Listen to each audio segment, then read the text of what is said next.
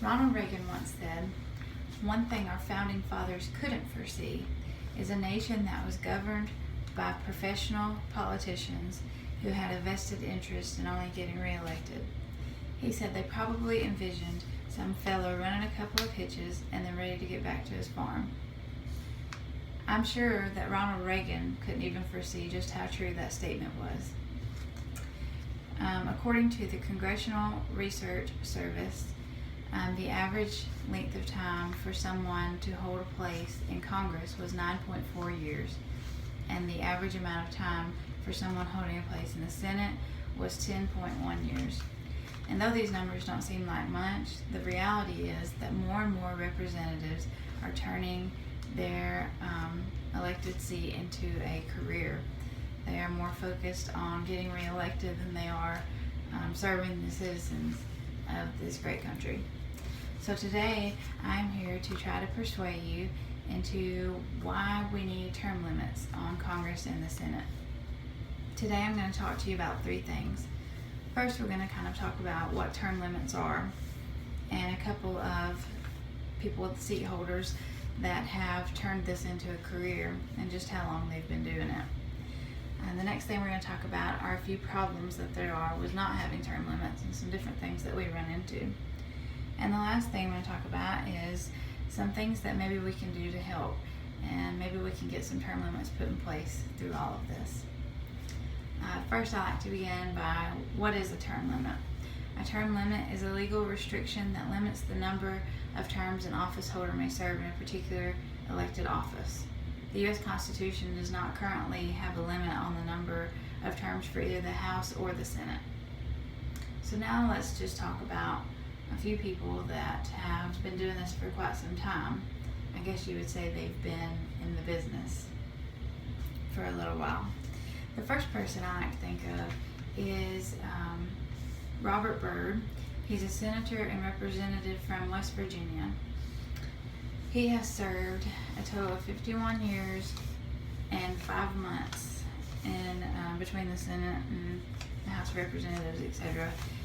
He was from West Virginia, and he is one of the longest seat holders in the Senate.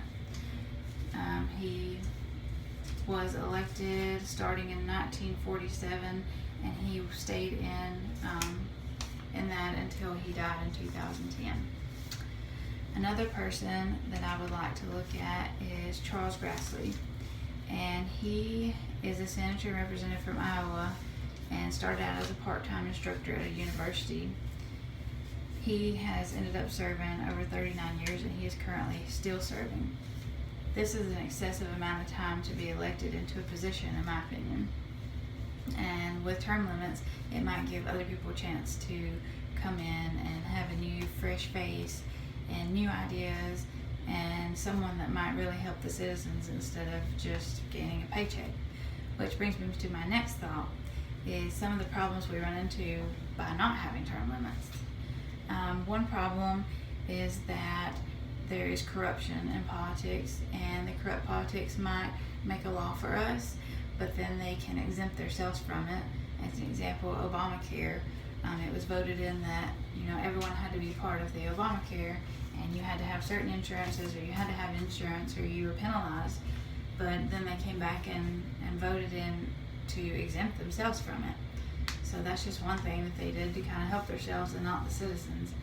And another thing you have to look at is, these politicians, they're making careers out of this, and instead of making the thousands that they should be making, they're making millions and billions, and they're becoming basically like stars, like we would see in Hollywood. This is not what helping the people is all about. They should be more focused on helping the people of the United States and getting things done rather than their paycheck or to be reelected. The next thing I like to talk about, and the final thing, is kind of what we can do to help. So there's a few ways you can help. Number one, it would be good to know what's going on with these seat holders in Congress and in the Senate, to know what they're doing, what bills they're trying to pass, and to see if it's really going to help us at all.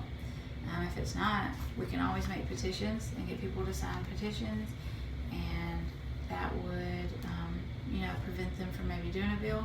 We could even sign petitions that say, hey, we want to put term limits in, and then we could get them established. So, and last, we could encourage regular citizens to run for office, and we could help them get elected, as it would be good to see regular citizens that really know what's going on and can really help us and haven't made a career out of just being a politician. So in conclusion, I hope that you now see some of the reasons why term limits could be a good thing, and we've looked at what term limits are. Some people who have been in Congress and the Senate for an excessive amount of time that show that they are making careers out of this. And we've named a few things that we can do to try and help it. And we've named some of the problems that we see, like corrupt politics and making careers. So the United States Embassy, last updated on August 7, 2015, stated that constitutionally mandated term limits will provide a mechanism for holding leaders accountable and reduces the tendency towards corruption by ensuring that political turnover and give new generations the opportunities to complete political office and choose new leaders. So it would be great to have a fresh face and to have regular citizens run for office, and that is why we need term limits, to get the same old people out and get new people in.